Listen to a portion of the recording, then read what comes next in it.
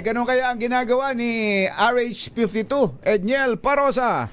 Kami Edniel. Magandang umaga, Jerry at Anthony. Kahit ilang ulit mong baklasin, bumabalik pa rin itong mga pagbumukat, mga pangalan ng mga kandidato dito sa kahabaan ng Agora Street sa lungsod ng San Juan, patungo doon sa lungsod ng Maynila.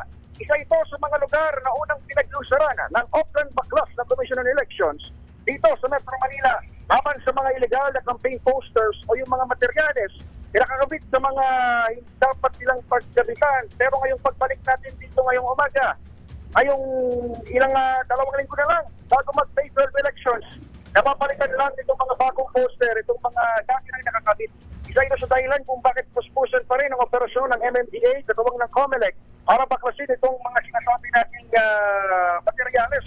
Naglaan ng 500 tauhan itong Metropolitan Manila Development Authority para pa rin malalay sa COMELEC na nakakuha na ng 8 truckload, 8 truckloads ng mga basura as ng mga campaign materials mula noong nagsimula itong Oakland Baklas noong Pebrero. Kahit may mga common posting area gaya dito sa aking likuran sa Agora Public Market, kung hindi man punong-puno na yung lugar, ay mga wala sa tamang sukat naman yung man nakakabit sa mga poster dito. Samantala, sa ating panayan, ni COMELEC Chairman George Garcia, walang-walang 200 na raw na reklamo ang natatanggap ng full body aban sa iba't ibang mga politiko, wala man sa national o local positions, kagaya na lamang ng umano'y vote buying at illegal na paggamit sa resources ng pamamalaan. Ngayong araw din, bilang pagsimula ng local absentee voting, agad-agad din natin pupuntahan itong absentee voting sa Kamkrame kung saan nakataksang bumoto ang mga tauhan ng Philippine National Police.